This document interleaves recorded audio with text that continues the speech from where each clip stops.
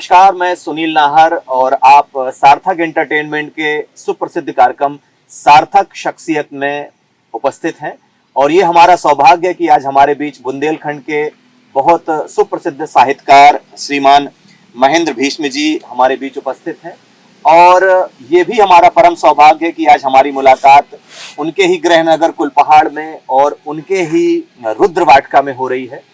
साहित्यकार होना एक ईश्वरीय देन है। तो आपको उम्र के किस पड़ाव में यह महसूस हुआ कि आप में एक साहित्यकार छुपा हुआ है? सुनील नाहर जी, आपका ये प्रश्न बहुत अच्छा है।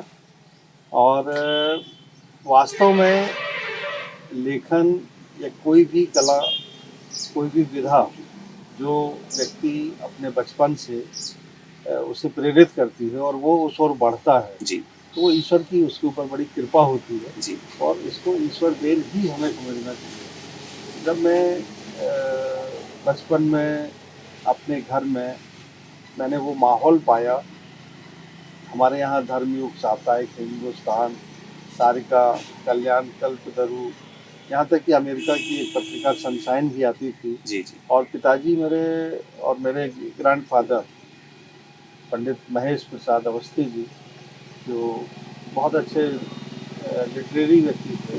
मेरे पिताजी भी बहुत अच्छे साहित्यकार रहे हैं। तो उनकी जो एक अध्ययन की प्रक्रिया थी, घर में साहित्यिक माहौल था, तो वो मैं भी देखता, सुनता और पढ़ता था। हमारे यहाँ नियमित बुंदेलखंड साहित्य परिषद की ओर से, जिसके संयोजक भी मेरे पिताजी थे, तो कभी सम्मेलन होता था हमारे घर की प्रांगण में। जी। तो बचपन से ही मुझे साहित्यकारों के बीच में, कवियों के बीच में रहने का अवसर मिला और मैं उनको देख देख के मैंने भी कुछ कहानियाँ लिखना शुरू की, कुछ घटनाएं लिखना शुरू की। तो मैं बहुत बड़ा पढ़ाकू रहा हूँ। मैंने बहुत कम उम्र में वो साहित्य को भी पढ़ा है जो उस समय वर्जित माना जाता था, जी जिसमें गुलशन नंदा के उपन्यास भी थे जी। और कुशवाहा कांत के भी उपन्यास थे। साथ में शिवानी जी, आचार्य चतुर्सेन, विमल मित्र जी, गौरीशंकर राजहंस, ये सब धारावाहिक छपते भी थे उनके उपन्यास अंश वगैरह। तो मैं उस समय इन सबको पढ़ा करता था और जो पाठ्यक्रम की पुस्तकें होती थी उनको भी पढ़ता था। पर उन पाठ्य पुस्तक की किताबों के मध्य में चंदा मामा, चंपक या कोई बड़े राइटर की किताब छिपी रहती थी। जी जी। और मैं कई बार ये करते हुए पकड़ा भी गया। तो मेरी जो ताई जी थी वो अक्सर मेरे कान खींच देती थी कि देखो ये कोर्स की किताब पढ़ो, और ये क्या पढ़ा करते हो, इतने बड़े बड़े उपन्यास, ये सब गंदे होते हैं, समझाती थी जी। तो उसी समय इन सब पढ़ने के बाद मेरा मानना है कि अगर आप 1000 शब्द पढ़ते हैं तो एक शब्द लिखने की कुव्वत आप में आ जाती है। बेशक बेशक। तो वो जो काल्पनिक कहानियाँ थीं, कुछ घटनाएं थी, मैंने लिखी। तो मेरे जो साथी थे उनको मैं पढ़ाया करता था, तो वो कहते थे कहानी तो अच्छी लिखी है पर ये कहानी तुम्हारी नहीं हो सकती, तुम इतना अच्छा कैसे लिख सका, तुमने मुंशी प्रेमचंद जी की कहानियां भाड़ दी या जयशंकर प्रसाद जी की कहानी चुरा ली, या आपने अपने पिताजी की कहानी ही अपने बना के हमें पढ़ा रहे हो। लोगों को विश्वास नहीं था। तो मुझे चूंकि मालूम था जी जी। कि ये कहानी मैंने ही लिखी है और ये तुलना कर रहा है मुंशी प्रेमचंद जी से, जयशंकर प्रसाद जी से या मेरे पिताजी से, तो क्या मैं ऐसा लिख सकता हूँ। तो हम अपने कुछ साथियों के साथ बाग विराजन मंदिर जाया करते थे प्रतिदिन शाम के वक्त। तो रास्ते में या कभी अपने कृषि फार्म गए या यहीं रुद्र वाटिका है, तो वो अक्सर पूछते थे यार कुछ सुनाओ। तो मैं उनको काल्पनिक घटनाएं सुनाया करता था, ऐसा हुआ। फिर वो रेलवे स्टेशन से नीचे उतरे रात के अंधेरे में, और जब वो आया तो वो एक महुआ के बहुत बड़ा बाग है हमारे ठाकुरों का, तो वहाँ पे गैस लालटेनें जल रही थी, और गैस लालटेनें जल रही थी तो वहाँ बारात दिखी। तो बारात दिखी तो भैया आओ तुम जय लो। तो फिर हम गए, हमने वहाँ खाना खाया, और फिर जब थोड़ी दूर आगे गए तो देखा पीछे मुड़ के तो वहाँ ना बारात थी ना गैस लालटेन थी। फिर अगले दिन किसी ने बताया कि वो भूतों की बारात लगती है वहाँ पे। तो ऐसी कहानियाँ बना बना के हम सुनाते थे। कल्पनाशीलता की तो ताकत। वो फिर शुरुआत हो गई और कहानियाँ लिखने लगे।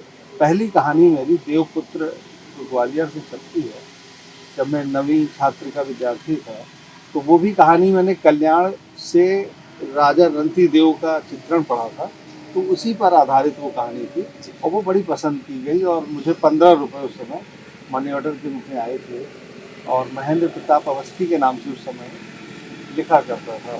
तो कहानियाँ छप गई तो फिर प्रोत्साहन मिला और मेरे पिताजी भी बहुत प्रोत्साहित करते थे इन सब चीज़ों के लिए, कभी इन्होंने मना नहीं किया। तो इस तरह से कहानी लिखने की शुरुआत हो गई और कालांतर में आगे बढ़ता गया सिलसिला।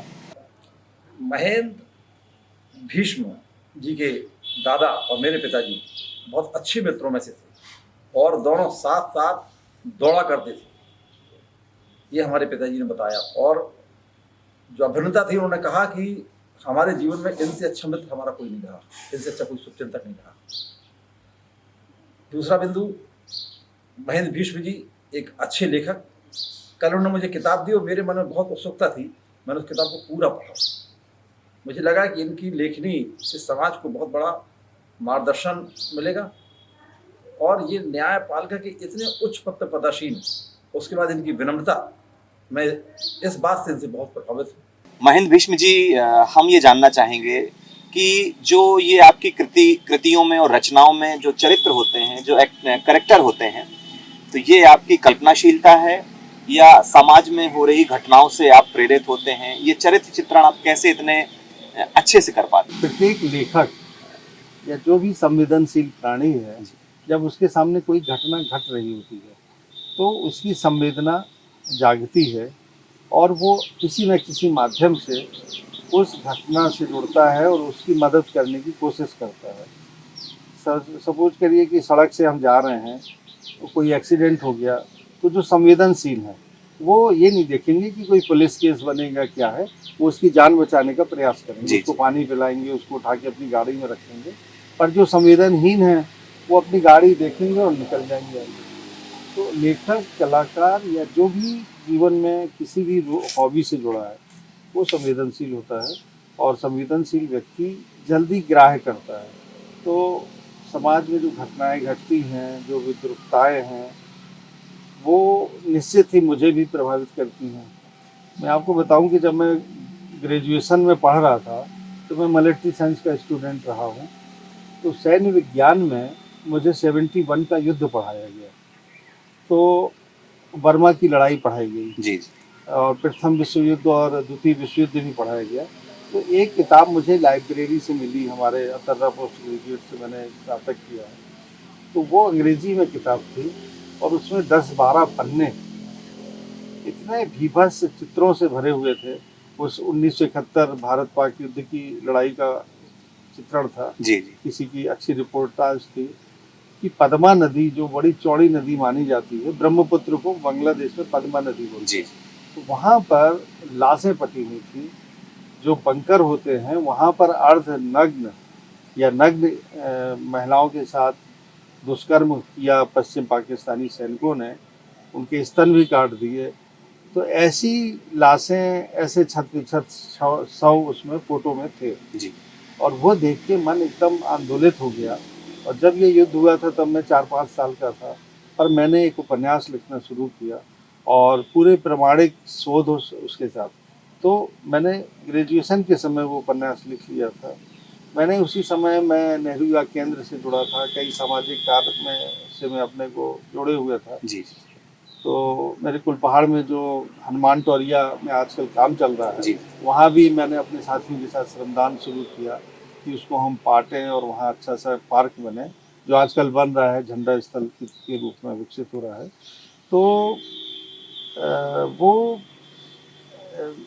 तो एक दिमाग में आया कि हमें कैसे आदर्श स्थापित करना चाहिए समाज में।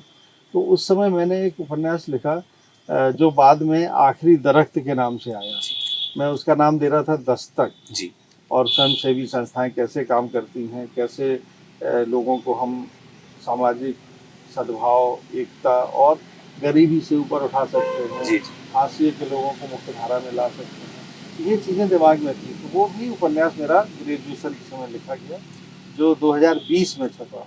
और जो 1971 के युद्ध का उपन्यास था, जय हिंद की सेना, उसके 4 मंचन भी हुए हैं, वो 2010 में पब्लिश हुआ। तो कभी कभी बहुत पहले का लिखा हुआ बहुत बाद में प्रकाश में आता है, और अभी तुरंत का लिखा हुआ जल्दी प्रकाशित हो जाता है। तो वो समय चक्र है। महेंद्र बिष्ट जी के बारे में क्या कहूँ। इनसे मेरा पहला इंटरेक्शन हुआ एक पुस्तक मेले में, जहाँ पे ये अपनी कहानियों की कुछ अंश पढ़ते थे अपनी पुस्तक के बारे में, या कभी कभी कोई छंद भी पढ़ देते थे। तो मुझे लगा अरे इतने बड़े साहित्यकार हैं, कभी मेरी भी इनसे बात हो सकती है। उसके बाद मैंने इनसे ऑटोग्राफ मांगा। इन्होंने अपना तीसरे कंबल पे इन्होंने अपना ऑटोग्राफ दिया, और बहुत इतना सरल व्यक्ति, मतलब इतने बड़े साहित्यकार और इतने सरल व्यक्ति के धनी शायद बहुत कम लोग होते हैं जिनको ज़रा सा भी अभिमान नहीं। और इतनी कहानियों में मैं इनको पढ़ती हूँ तो मुझे ऐसा लगता है कि जो मनोभाव आम व्यक्ति के जो हम सोचते हैं वो कैसे ये तुरंत उसको लिखते हैं कहानियों में। ऐसा नहीं लगता कि हम कोई कहानी पढ़ रहे हैं, ऐसा लगता है कि हम अपने ही जीवन का कुछ अंश जी रहे हैं। जैसा कि हम सभी साहित्य प्रेमी जानते हैं कि आपकी प्रथम पुस्तक किन्नर कथा एक बहुत ही संवेदनशील विषय पर आधारित है। तो कृपया हम साहित्य प्रेमियों को ये बताएं कि इतने संवेदनशील विषय पर आप कैसे लिख पाए। ऐसा है, मेरी ये पहली पुस्तक नहीं है। मेरा पहला कहानी संग्रह 13 करवटें 1996 में प्रकाशित हुआ। दूसरा संग्रह एक लंबे गैप के बाद, क्योंकि मैं उस समय तक एक पत्रिका निकालने लगा था वैष्णव गुण, जिसका मैं संपादक भी था। त्रैमासिक निकली है 3 साल। फिर मैं 1998 में स्टेट कंज्यूमर प्रोटेक्शन कमीशन में रजिस्ट्रार के पद पर मैं भेजा गया। तो वो समय मेरा व्यस्त समय रहा, और मैं शुरुआत में नौकरी में भी मुझे प्रोटोकॉल का काम मिला था। तो मेरा व्यस्त समय रहा, पर उन व्यस्ततम समय के बाद भी मैं अपने लेखन से जुड़ा रहा। लखनऊ में कोई भी कवि सम्मेलन या साहित्य कार्यक्रम होता था, मैं उसमें जाया करता था। और उस समय के बड़े बड़े साहित्यकार अमृतलाल नागर जी,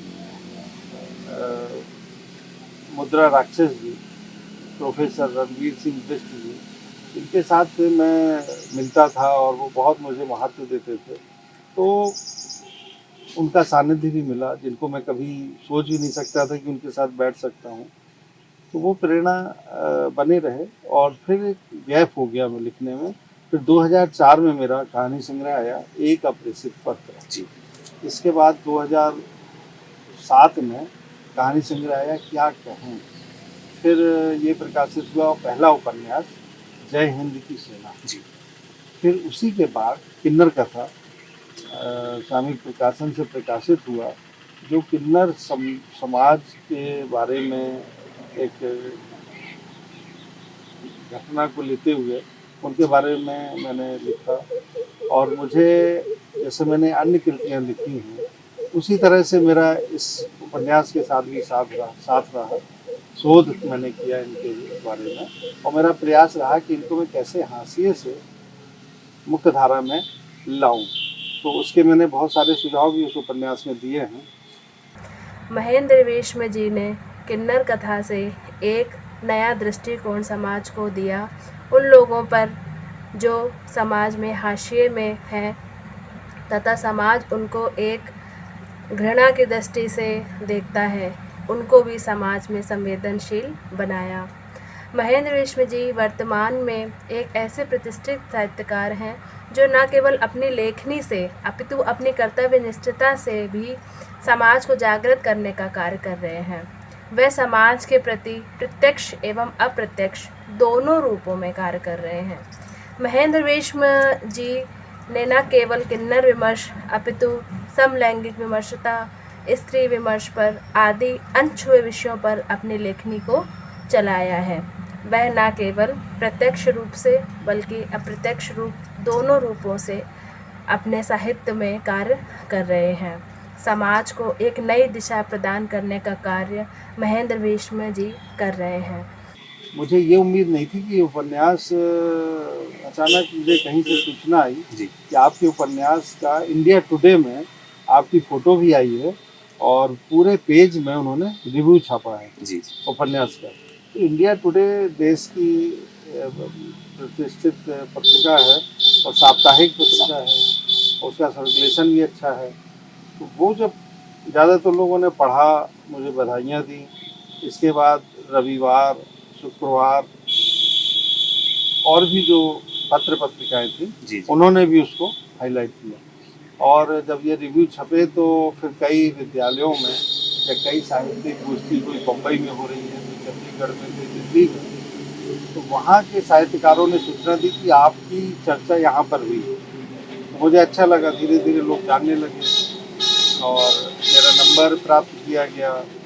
और किन्नर कथा में कई छात्रों ने उसको अपना लघु शोध का विषय भी बनाया। और आज स्थिति यह है कि 6 PhDयाँ मेरे ऊपर हो रही हैं, मेरे साहित्य के ऊपर हो रही हैं, जिसमें केवल 4 मतलब 4 शोध तो केरल में हो रहे हैं, जो हिंदी क्षेत्र है जी वहाँ भी है, और तमिल, उड़िया वगैरह में अनुवाद भी हुआ है। और मैं तिरुवारूर, चेन्नई और कई विश्वविद्यालयों में मुझे सेमिनार में भी बुलाया गया। और किन्नर कथा सावित्रीबाई फुले विश्वविद्यालय पूना में BA के छात्रों को, हिंदी के छात्रों को पढ़ाई जाती है। उन्होंने भी मुझे बुलाया था 14 हिंदी दिवस पर। जी और चाइना में भी एक विश्वविद्यालय है, वहाँ भी किन्नर कथा पाठ्यक्रम के रूप में। हिमाचल प्रदेश में भी केंद्रीय विश्वविद्यालय है, हिमाचल विश्वविद्यालय में भी ये पाठ्यक्रम में पहले रही। जी होता क्या है, किसी भी लेखक की किताब है वो 3 साल रखी जाती है। जैसे मेरी अभी 2 कहानियाँ माउंट कार्मल बेंगलोर के हिंदी के विद्यार्थियों को पढ़ाई जाती हैं, माई और तंग नज़र। तो वो 3 महीने 3 सत्र तक पढ़ाई जाती है, फिर किसी और लेखक की ले ली जाएगी। तो ऐसा कई जगह चलता रहता है। नांदेड़ है राजस्थान, यहाँ पे महाराष्ट्र में, वहाँ मेरा व्यक्तित्व कृतित्व पढ़ाया जाता है। मैंने अप्रेषित पत्र की कहानी करकसा पढ़ी और उसके बाद इन यथार्थवादी और संवेदनशील कहानियों से मैं इतनी जुड़ गई कि उनके हर एक कहानी संग्रह का मुझे इंतज़ार रहने लगा। नाटककार, उपन्यासकार और कहानीकार महेंद्र भी इसमें यूँ तो किसी परिचय के मोहताज नहीं, परंतु अगर हम उनके बारे में विस्तार से बात करें तो जिस प्रकार द्विवेदी युग में महावीर प्रसाद द्विवेदी, मैथिली शरण गुप्त आदि और छायावाद में निराला और पंत आदि की रचनाएं हैं, ठीक वैसे ही आधुनिक संदर्भ में अगर हम किन्नर विमर्श की बात करें तो किन्नर विमर्श श्रृंखला के अंतर्गत अगर हम महेंद्र भीष्म को एक प्रमुख रचनाकार के रूप में लेके चले तो यह कोई अतिशयोक्ति नहीं होगी। और होता क्या है कि जब मेरा कोई कहानी पर नाटक का मंचन हो रहा है, और तो मुझे खुशी ये मिलती कि जब मैं लिख रहा था इस कहानी को या इस उपन्यास को, तब मैंने सपने में भी नहीं सोचा था कि मेरे पात्र जीवित होकर सामने मंच पर अपना प्रदर्शन करेंगे। तो जब वो स्थिति आई तो एक बड़ी खुशी मिलती है कि जिनको मैंने उस समय रचा था जब मैं ग्रेजुएशन में पढ़ रहा था, आज वो जीवंत है। हाँ, जैसे अभी कुंभ के मेले में मेरे 2 नाटक हुए, जय हिंद की सेना भी हुआ, मुंबई में महाराष्ट्र में भी हुआ, श्री राम थिएटर जो बड़ी प्रतिष्ठित नाट्य स्थान है दिल्ली में, वहाँ भी किन्नर कथा का मंचन हुआ। अलंकार थिएटर वालों ने चंडीगढ़, कलकत्ता में किया, वो पुरस्कार भी उनको मिला है। तो भारत सरकार ने भी मेरे नाटक प्रायोजित किए हैं, उत्तर प्रदेश सरकार ने भी मेरे नाटक प्रायोजित किए हैं। और मैं एक काम का ध्यान रखता हूँ कि जो मेरे नाटक कहानी में नाटक मंचित होते हैं जी तो मैं उसका पारिश्रमिक नहीं लेता, और पारिश्रमिक जो मेरे नाम का होता है, तो जो अभिनय कर रहे हैं, मेरा कहना होता है आप उन लोगों में बांट दीजिए, क्योंकि नाटक बड़ा कठिन होता है। एक नाटक होते रहना चाहिए, है ना, रंगकर्मियों को काम मिलते रहना चाहिए, वो उनका अगर आय का जरिया है तो उनको थोड़ा अधिक पारिश्रमिक जी। है।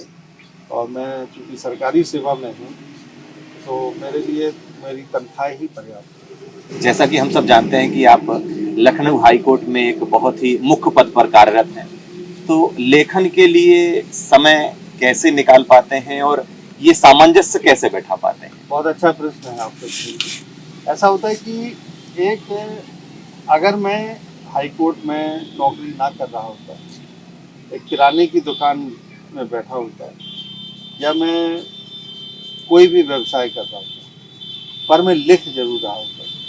मैं माननीय उच्च न्यायालय की सेवा में 2026 तक रहा, तो वो मेरा एक सेवा कार्य जी और उम्र के साथ सभी अवकाश प्राप्त करते हैं। जी पर जो मैंने लिख दिया है, मेरे 6 कहानी संग्रह हैं, 70-80 कहानियाँ हैं, उनमें 5 उपन्यास हैं और करीब 5-6 उपन्यास और आने वाले हैं जी जी जो आधे अधूरे हैं। तो एक उपन्यास मेरा होमोसेक्सुअल पर है, समलैंगिकता पर, जी जी वो भी नए वर्ष तक आ जाएगा। तो लेखन क्रिया आगे चलती रहेगी जी और जो मेरी ड्यूटी है अपनी, जहाँ जिसकी वजह से मेरे परिवार का भरण पोषण है, जी तो उससे मैं कोई समझौता नहीं कर सकता। मैं अपने दायित्वों के निर्वहन के बाद जो भी मेरे पास समय होता है अवकाश का, वो मेरा लेखन में जाता है। मेरे पास मेरी हॉबी है, मेरी रुचि है, और कोई भी व्यक्ति, चाहे वो पढ़ने की रुचि हो, खेल की रुचि हो, या किसी भी रुचि के साथ अगर वो जीवन जीता अपनी हॉबी के साथ, जी तो वो सफल रहता है। ये मेरा मानना है। अगर आपके अंदर हॉबी नहीं है, जीने का कोई लक्ष्य या मादा आपने नहीं बनाया है, तो फिर बड़ा नीरस जीवन हो जाता है। इसलिए जीवन में हमेशा कोई ना कोई ऐसी रुचि रखना चाहिए जी जो आपको जीवंत रखे। और मैं हाईकोर्ट में रजिस्ट्रार 26 तक रहूँगा, पर लेखक मृत्यु पर्यंत रहूँगा। और मृत्यु के बाद भी जब मैं देह छोड़ के जाऊँगा, तो मेरी किताबें मुझे जीवित रखेंगी, मेरी कहानियाँ मुझे जीवित रखेंगी। तो ये बहुत परम संतोष मिलता है एक लेखक को। तो सृजन जिसने कर दिया वो हमेशा रहता है। मैं Shikha Singh, director of Magnus creation private limited. यहाँ लखनऊ में हमारे भाई महेंद्र भीष्म जी, जिनकी मैं जितनी तारीफ़ करूँ उतनी कम है, क्योंकि वो बहुत ही संवेदनशील और बहुत ही मार्मिक कहानियाँ लिखते हैं, जो एक बार पढ़ लेते हैं वो दिल पे छप जाती है। और उनकी बहुत सारी कहानियों के नाटक भी हुए, बहुत सारी कहानियाँ फिल्मों में भी जा रही हैं, उनकी फिल्में भी बनने के प्रोसेस में हैं। और महेंद्र भीष्म जी ने एक मुहिम चलाई थी किन्नरों को मुख्य धारा में जोड़ने के लिए। उस मुहिम में हम लोग सब उनके साथ थे और हमने देखा कि वो कितनी मेहनत करते हैं। और किन्नरों के ऊपर उन्होंने विषय पे बहुत सारी लेख भी लिखे हैं, किताबें लिखी हैं। उसमें मैं पायल मुख किताब थी उनकी, और हम लोग सभी उनकी बहुत ही सराहना करते हैं, क्योंकि उन्होंने एक ऐसा मैटर उठाया जिसके प्रति कोई भी ध्यान नहीं देता है। हम लोग उनको मंगलमुखी कहते हैं, और मंगलमुखी भी हमारे ही जैसे होते हैं। ये हम लोग को सोचना पड़ेगा। ये हमारे लिए एक बड़ा विषय है सोचने का, लेकिन ये सोचना पड़ेगा। उसके लिए महेंद्र भीष्म जी ने बहुत काम किया है। महेंद्र भीष्म हमारे बड़े भाई के बेटे हैं। हम उम्र हैं, हमारे क्लास फेलो रहे, हम लोग मित्र रहे और मित्र हैं हमारे। और बहुत शुरू से ही बड़े विद्वान थे और होशियार थे। हर क्षेत्र में इनका काफ़ी अच्छा वो रहता था, पढ़ने में बहुत होशियार थे शुरू से ही। और अभी इन्होंने बहुत सारी किताबें लिखी और बहुत साहित्य के क्षेत्र में बहुत आगे गए। और हम लोग इनकी शुभकामनाएं देते हैं इनको कि अच्छे से पढ़ें। हमारे बचपन के मित्र हैं, लौटिया यार हैं, और हम उनके रिश्ते में जरूर चाचा लगते हैं, लेकिन हमारा खूब सारा उनका आशीर्वाद है, शुभकामनाएं, खूब आगे बढ़े और राष्ट्रीय लेवल पर उनका नाम हो, ऐसा हम चाहते हैं। ऐसी शुभकामनाएं उनको देते हैं। वो हमारे भतीजे हैं और हमने उनकी कुछ किताबें भी पढ़ी हैं। काफ़ी अच्छी लेखन है उनका और वो काफ़ी संस्कारी भी हैं। महेंद्र शुरू से ही पढ़ने में भी बहुत तल्लीनता से पढ़ता रहा, कोई भी काम करे तो बहुत अच्छे से करता रहा। शुरू से ही बहुत लगनशील और बहुत ही अच्छी तरह से हर चीज़ को देखना, जिम्मेदारियों को समझना, सब महेंद्र के अंदर बहुत अच्छे से था और उसने बहुत अच्छे से निभाया और आज भी सबके लिए ही करता चला जा रहा है। ये पुत्र हमारा रत्न है। अवस्थी परिवार को शिखर पर पहुंचा दिया इसने। खुद संघर्ष किया, खुद सब कुछ किया अपने। वो आगे भी तरक्की करेंगे, बहुत सब जगह का नाम होगा, यश फैलेगा। हर आदमी अवस्थी परिवार को जानेगा, इन्हीं के नाम दिया। मैं डॉक्टर भूपेंद्र प्रताप अवस्थी, श्री महेंद्र प्रताप अवस्थी, जिनको आप महेंद्र भीष्म के नाम से जानते हैं साहित्य के क्षेत्र में, उनका छोटा भाई हूँ। वो मेरे बड़े भाई हैं, बल्कि पिता तुल्य हैं। जब मैं पैदा हुआ था, एक दिन का भूपेंद्र उनकी गोद में था जब घर आया।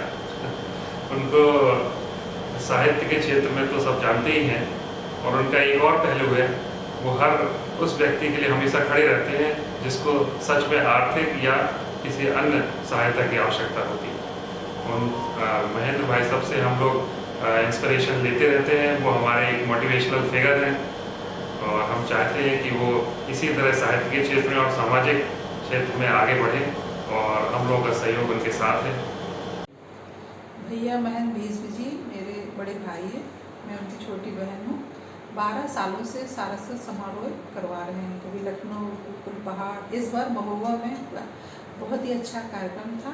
हम सभी 7 भाई बहन इसी बहाने मिल जाते हैं और बड़े भाई भीष्म पितामह की तरह अपनी प्रतिज्ञा पूरी कर रहे हैं, और हम लोगों की सुरक्षा चक्र बनाए हुए हैं। कि पिताजी नहीं भी हैं, अम्मा जी नहीं हैं, लेकिन हम लोगों के साथ हमेशा वो आशीर्वाद के रूप में हैं। हम लोगों को कभी भी ये महसूस नहीं हुआ कि मेरे अम्मा पिताजी मेरे साथ नहीं हैं। वो किसी न किसी रूप में हम लोगों को आशीर्वाद देते रहते हैं। और मैं अपने बड़े भैया जो मेरे पिता के स्वरूप हैं, पिताजी के ना रहने पे बड़े भाई ही पिता के रूप में रहते हैं, उनका फुल आशीर्वाद हम लोगों के साथ रहता है। छोटों के साथ बहुत ही ज़्यादा चंचल स्वभाव का बिहेव करते हैं, बड़ों के साथ बहुत मैच्योर, और जिसको सच में मदद की ज़रूरत होती है उसके लिए हमेशा रेडी रहते हैं। और जैसे कहते हैं कि अगर आप अपने राइट हैंड से कुछ अच्छा काम करें तो आपके लेफ्ट हैंड को पता नहीं चलना चाहिए, तो ये एग्जाम्पल उनके लिए बेस्ट फिट होती है।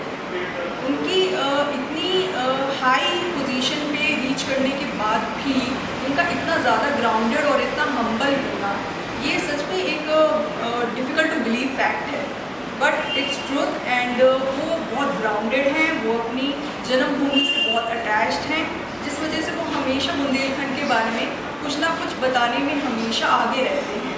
वो यहाँ पर कुछ ना कुछ प्रोग्राम्स करने में बिलीव करते हैं। इस एरिया को उन्होंने एक अलग लेवल पे पहुँचाया है। अपने प्रशंसकों के लिए कोई एक संदेश और आगामी जो आने वाली आपकी कृतियां हैं, रचनाएं हैं, उनके बारे में अगर आप बताएं तो अच्छा रहेगा।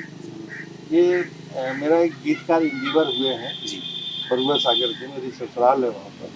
तो गीतकार इंदिवर के जीवन संघर्ष को लेकर मैं एक उपन्यास लिख रहा हूँ जी, कि एक ऐसे व्यक्ति ने इतने अच्छे गीत लिख दिए जो बहुत ही गरीबी से पला बढ़ा।